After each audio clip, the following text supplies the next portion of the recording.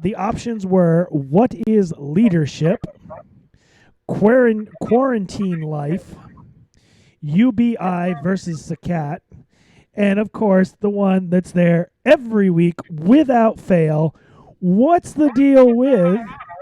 And as you can see, ladies and gentlemen, the winner this week was, or again, we had a tie this week, but as you can see, the tie this week was UBI versus Zakat. And for those that don't know, UBI is Universal Basic Income.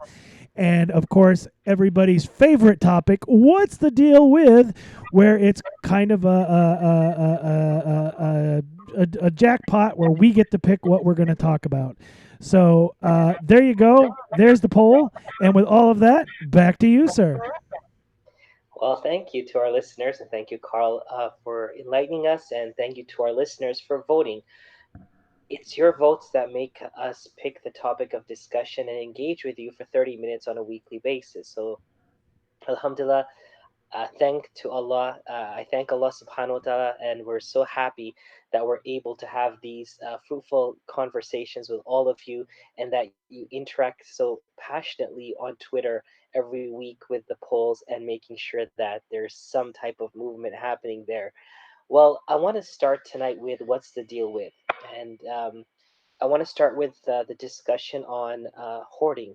There is no doubt we are witnessing nationally a hoarding dilemma where people had, for some odd reason, started to hoard cleaning supplies, hand sanitizer, toilet paper, and paper towels. Now, at a time when COVID-19 started to become a reality here in America, I was going to the grocery stores a week after my surgery, and I realized that people were becoming frantic over these items. What really baffled me, being a Floridian, was no one was touching the food.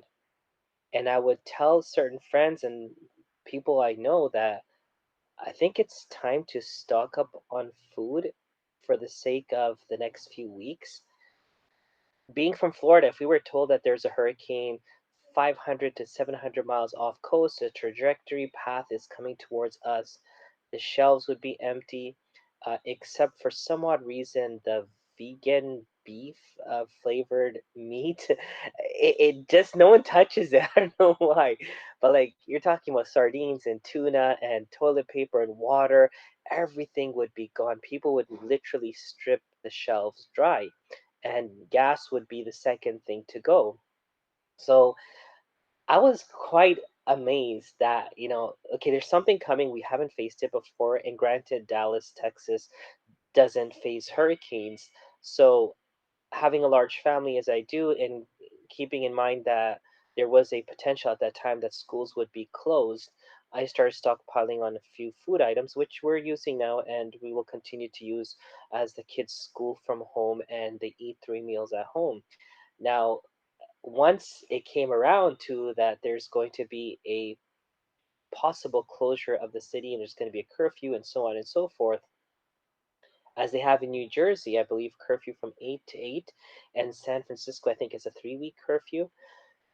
At that time, you started seeing people going frantic. There's videos coming up in California. Is the biggest question that people, for some odd reason, wanted to stockpile, and there's fights happening in Australia over toilet, and people talking about using a bidet and washing yourself instead of using toilet paper. We're not going to go into that. But what's the deal with buying so much food? We're saying stock up for a week or two. Makes sense. But the thing is that if you were to walk up to the cold, or we just take all six knowing that you can't complete those 6 jugs and ultimately they're going to go to waste. Carl, explain to me what you would do and why. So for me, and this is real, there was 4 boxes of eggs, a certain type, amidst quite a few other eggs. And I took all 4 because, alhamdulillah, mashallah, I have a large family. And I know based on my weekly grocery, we easily get through. For example, Carl, you have, I think, 5 of you in the house. Or for our listeners, if you're 1 or 2 in your home, why would you pick up the amount you pick up? I want to have an understanding of this because this psyche, Carl, tell us, what would you do and why would you do that? So, the first thing I want to do is apologize to some of our listeners and some of our followers because we are in quarantine and there are more than one people in my house right now. And so, bandwidth is an issue currently. So, I know there's buffering going on and I apologize up front. And let's go ahead to the there. I know it was. So, because I saw it. But yeah, it was there, and it was one of this week's winners. Um, and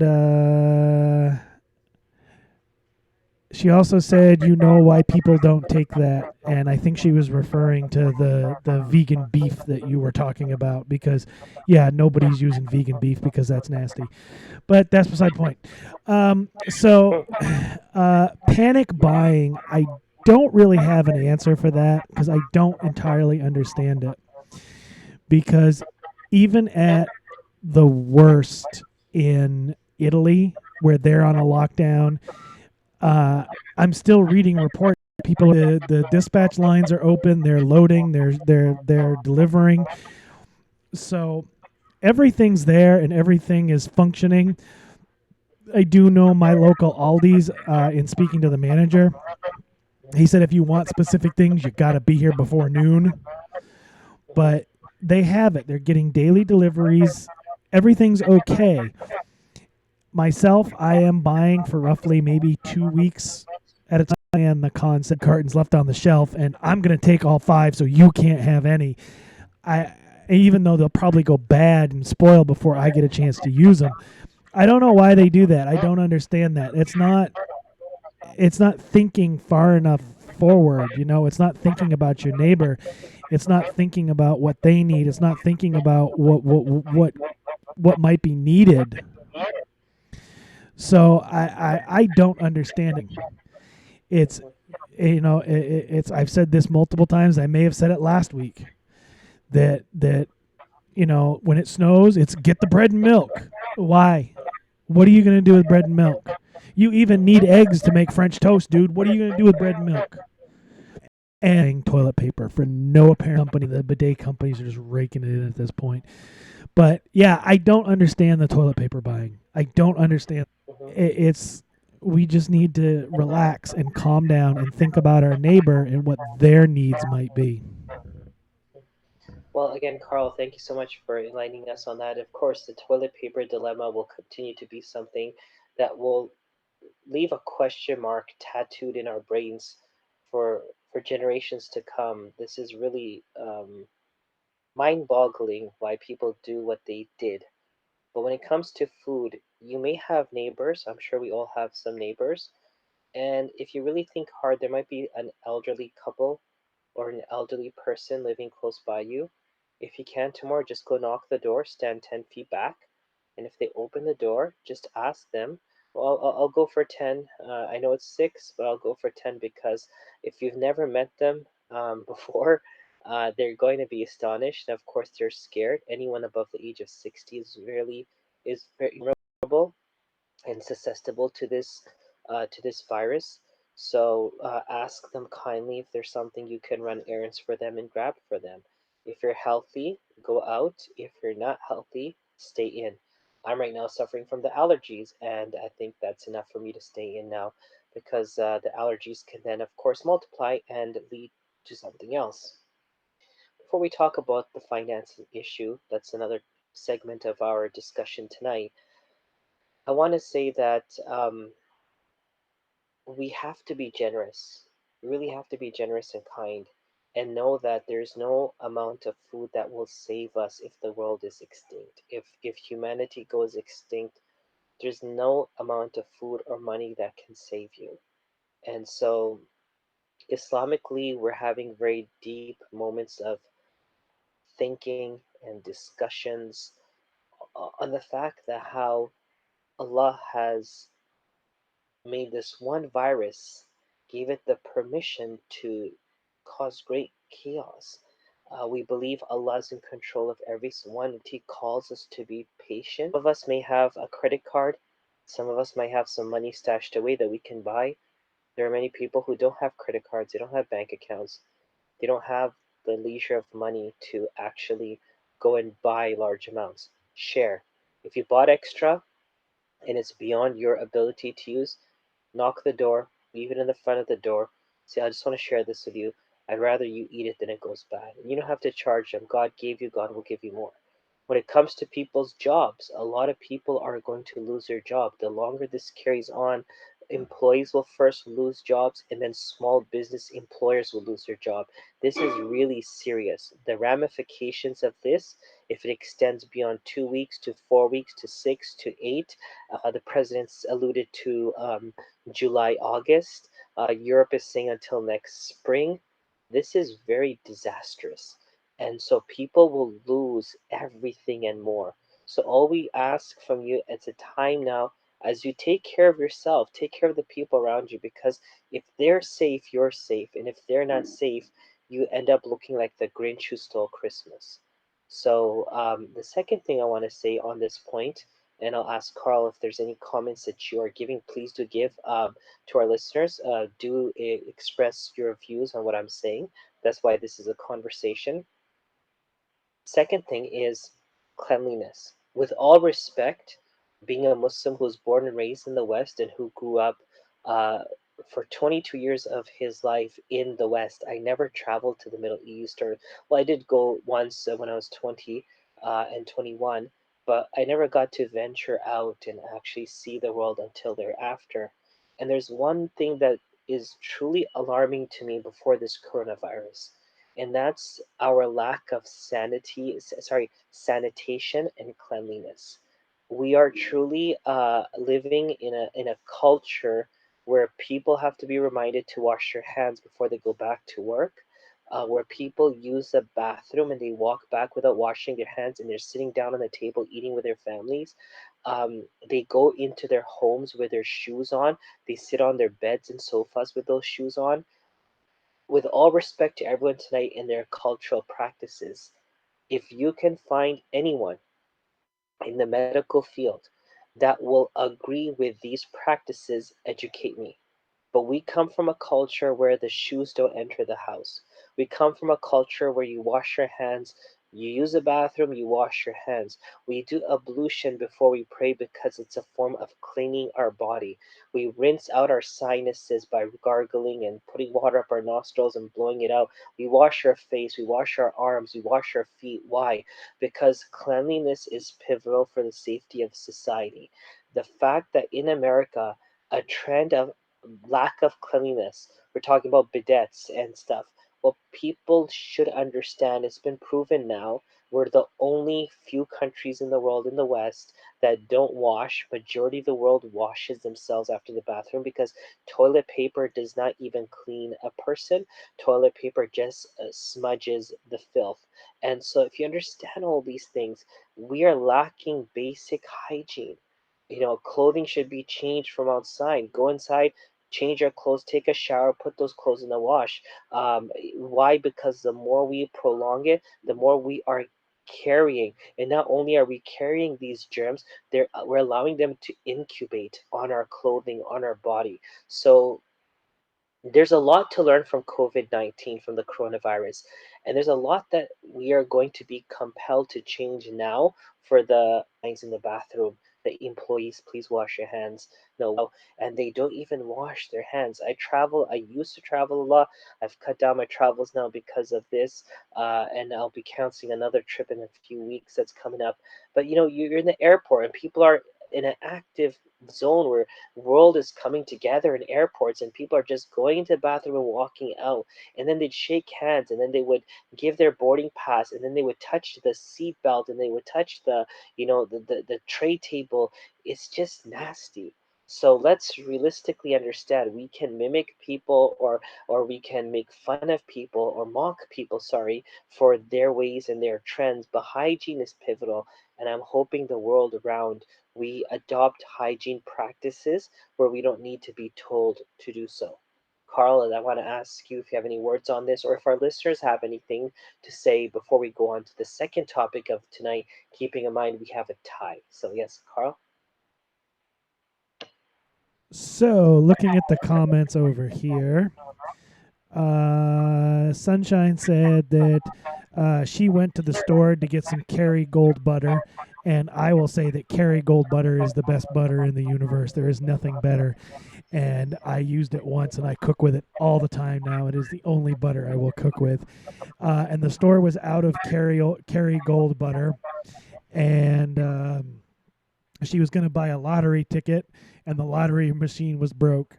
She said she just bought some orange juice and went home. She was devastated, ruined her evening. Uh, Layla says, Assalamu alaikum rahmatullah barakatuh. May Allah preserve us. Um, she agreed. What's the deal with the toilet paper? She advises having flashlights and candles and survival items. She said we already had a cyber attack, and her motto is pray for the best, prepare for the worst, which I fully agree with. And that is how I've spent my entire life. That's how I was raised. And I did read something about the cyber attack, and I saw it real briefly on the news a couple of times. I guess we've had like two or three, and I don't know what it is. I don't know what caused it. I don't know where it comes from, but I did want to study up on that because they did. It was on the news, and they said it was a thing. Sunshine also says, I think that some people hoarding toilet paper are the same ones not washing their hands with soap, which is a probability. And it really is a thing that we, in 2020, we have to remind people to wash their hands when they leave the bathroom. I'm not sure where everybody's been for the last, you know, 2,000 years, but yeah, since the invention of soap, this is what we do. So this is what you have to do. We agreed upon it as a society, so please start washing your hands.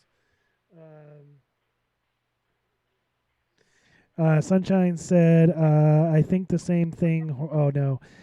There are so many cyber crimes being committed in the name of the coronavirus. I think people are really going to start acting up. And it's I'm hopeful that they're not, because one thing that I'm noticing in particular is that even though things are getting worse and things are getting weirder, I'm seeing more acts of kindness being taking place. And I know it's not everywhere, and there's a motto in the news for the news stories: if it bleeds, it leads, which is why only bad news gets reported. But I'm seeing a lot of random acts of kindness out there with people. So I'm hoping that collectively we can just keep it together for a little while, and we won't completely fall apart. But we have the potential because it's what we do. But yeah, that's what I think about that. I mean, conceptually, I am a little body weights, and they're just wiping out fields. There's monkeys storming the streets, beating people up for food. There's an asteroid coming that NASA said may miss us, and that's always comforting when NASA says may. And my wife said, "Oh, I read about a solar flare." I looked that up, and I guess there is one happening, but it's not going to reach us for 5 years. So there's that, and there's a snowstorm that's rolling across the central U.S. And oh my God, dude! Sometimes the more you know, the more problems there is. I know, it's like, what is going on? But anyway, so there you go. And now on to another topic of UBI versus Zakat. And I will hand this back to you, but I just want to say I'm a huge fan of UBI. I think it's a very good thing. I know that a lot of the Nordic nations, when you talk about like Norway and Switzerland and I think Sweden or not Norway or one of the two, they actually do UBI where every citizen gets a certain amount of dollars every year, every month. And I think in my concept of life and the way things work, I think it shows evolution in a society. And I actually read Andrew Yang's book, and I really think that he has a lot to say. I think he's totally on point.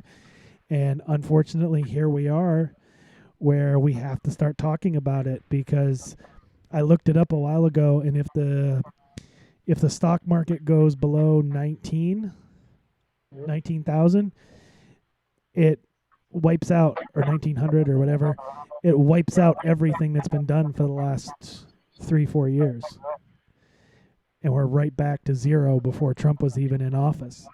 So if it takes everybody getting a UBI so that we can focus on other things, then let's do that. But I'm a fan of UBI personally. And with that, back to you. Well, thank you for that. Basically, just it's really good. It's pasture raised studied there, so of course the Irish or British milk and cream and butter is like the best. So of course Kerrygold brings back memories for me. But just letting you know about that. Going to the point now of the economy and UBI versus Zakat. All of us, alhamdulillah, thanks to God, have home. Some of us work outside. A constant growth or continuous growth. A person could be a plumber, and of course, there's always a need for a plumber, but there's always peaks and valleys in their house, and they may contract this COVID-19 from them. So the thing is that there has to be an acknowledgement in our world that every person in this world, regardless of their abilities or expertise, may fall into a need. Yes, right now our stock market is in 20,000. We went from 30,000 all the way to 20. And of course, the 30,000 isn't courtesy of Trump, but you have to give credit to where credit is due. I'm a critique of Obama, but Obama put together a stimulus plan in 2009, which he himself said will continue for 10 years. And we will see ourselves not only come out of a recession, but move forward. And so that growth had already started 2014, 2015, and then of course Trump got elected, and it took the stock market up to 30. We are past the 10 years from 2009, and that's why our economy is of course susceptible for a recession. There's been a global recession. For those who don't know, I want to be frank with you. I've traveled enough of the world to tell you that England, Dubai, Saudi Arabia, many countries on that side are already in a recession. They've been in a recession for the last 2 years. I've personally witnessed it. So they were already struggling. For us here in the West, I think our recession and COVID hit at the same time, so it was a double whammy, and it's hard to distinguish one from the other. Today, the stock market did go up. I believe went up 700 points. Gold was free falling from 1,700 all the way down to 1,490. Today, it went up. It's at 1,535. The stock market went up and rallied 1,000 points, which is great. So we're at 21,237. Oil has fallen to $26 a barrel, which is unprecedented. Like I don't remember those days of $26 a barrel. Those were like the beautiful days of time.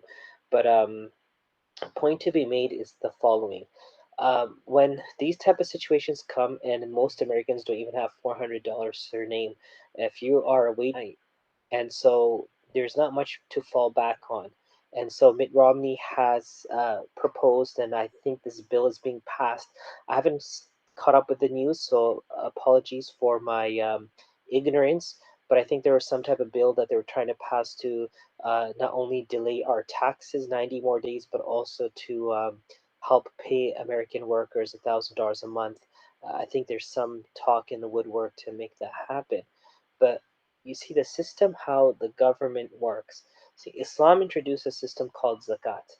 In that zakat system still continues, but unfortunately it's misused and it's not channeled properly. I'll be the first one to say that. There are too many organizations out there that are saying they're zakat eligible when zakat wasn't really meant for their sustainability. Yeah, to start something up, you might need zakat, but for sustainability, I think the society should decide that. Now, the whole purpose of having zakat, 2.5% of your annual income, whatever you have remaining, you do give 2.5%, is so that can help someone else, empower them so that they could get ahead of the curve and they can also pay. In America, it takes one medical bill, it takes one mispayment of your mortgage or your rent to kill your credit, to drop you below the zone of no return, and your life could become miserable. And we understand that this is the reality of the world that we live in today. And so UBI is a type of and Carl, need your help on this one. I believe it's like the stipend that you get in Canada, you get in England as a Canadian. Children who are born in Canada, they get a stipend. The mothers get a stipend every month from the government for 5 to 6 years. The numbers vary and they change because it has to factor in supplies, diapers, cream, cribs and stuff, but it also then factors in babysitting and stuff when the mother goes back to work. So our government should be putting together a fund from the taxes that we pay from our sales, property, whatever else, which is a lot of money, by the way, into a stash which could be helpful to our auto workers when their time comes around, or to, for example, the real estate agents when the real estate, God forbid, crashes, or for our, for example, restaurant owners when their restaurants suffer. But unfortunately, we've always seen a trend that the top dogs always get a bailout when it comes to the banks, when it comes to, for example, now the airlines are crying foul and they're saying they need money. One airline stated the extra cash they had, they spend it to buy back their shares from this, like their shares in the market. And the stupidity, you're making billions on luggage annually. All airlines collectively are making billions on luggage fees.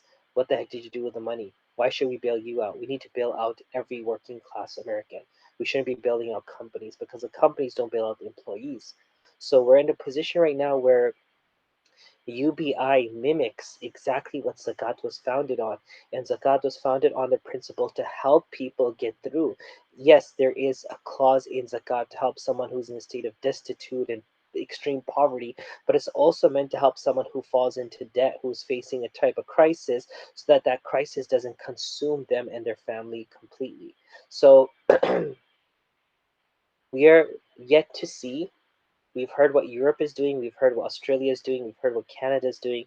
We are yet to see as America what's going to happen for us, and we don't know what the stock market will do tomorrow. I'm amazed that the rally was 1,000 points. I saw it around 400 points as post Bush, pre Obama, and it's going to be bad. It's going to be really bad. So, um, financially, also be careful how you spend your money. Hope that there is going to be some resources out there. There's going to be some people helping. There's organizations like Penny Appeal USA, an organization I'm very proud of. They're helping people financially right now. You could go to their website. There's more information. PennyAppealUSA.org, I believe. Carl, if you don't mind, I could share that with you, and you can share that with our listeners also. There are many different resources coming up. We're also trying to work on. No, I kind of knew it did, and that was why I put it up there because we whatever you. I mean, and that was why I wanted to get a an official ruling on that, as it were. And over to the comments, Sunshine. I'll get you a link for the monkeys. I know I have it someplace. And Sister Layla, I know it's choppy, and I'm sorry. It is one of the results of the quarantine. Everybody's sharing the same bandwidth, so we're fighting over it right now as a house. But yeah, that's about it. So I think with that, I'm going to throw it back to you for final thought. Well, thank you once again, Brother Carl, his family, to all our listeners tonight and their families. I want to thank everyone for their patience and for continuing our virtual discussion. Raw Islam wasn't created to preach. We were not here to demonize. We were not created to put people on a hot spot. We are here to have real discussions. It's amazing. It's a blessing when we have every Tuesday night a discussion with people that we've never met before, but we're conversing over Twitter with jokes and we're really engaging. This is what humanity is about, and it's these type of moments that allow us to get over our fears and our concerns and our worries and just live life as humans are supposed to live life. May we spend these days and these upcoming weeks in self in reflection and self rectification, and may we become better and grow to be better in our respective faiths, in our practices, as humans with our neighbors, and as human beings as a global ummah and world.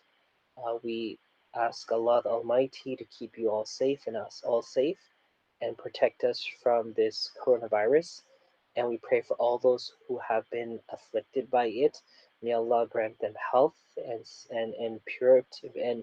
purify them from this illness and bring them home safely. And for those who've passed on, that may Allah have mercy on their families. It's truly tough times, times that we haven't lived in as a global generation, whoever's alive right now for the most part. And so this is going to be one of the things that we're going to have to remember, and hopefully we'll remember the good that came out from it and not the bad that we succumbed to. So take care. We will see you next week, inshallah. And with that, I'll give it back to Carl. Ameen. And that, ladies and gentlemen, brings us to the end of another episode. Make sure you swag tag at the top. You can find all of our cool merchandise where you can purchase to help support the show, support the network, and the hosts. And Sister Layla, I know you had asked, I don't know if you were here last week, but we have the new